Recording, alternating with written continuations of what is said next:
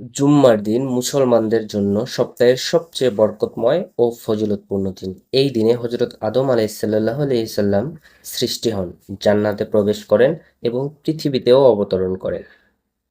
এই দিনে এমন একটি মুহূর্ত আছে যে সময় দোয়া করলে দোয়া কবুল হয়ে যায়। জুম্মার নামাজের আগে গোসল করা, পরিষ্কার পোশাক পরা এবং খুতবা মনোযোগ দিয়ে শোনা সুন্নত ও ফজিলতপূর্ণ।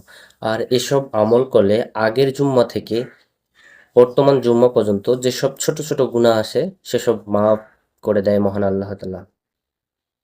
এই দিন বেশি বেশি দরুদ শরীফ পড়া এবং সূরা কাহফ তিলাওয়াত করা অত্যন্ত ফজিলতপূর্ণ। তাই জুম্মার দিন আমাদের জন্য এক বিশেষ নিয়ামত।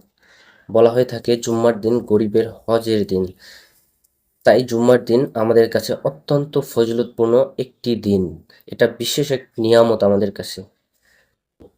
তাই আমরা যেন জুম্মার দিনকে যথাযথভাবে কাজে লাগাই।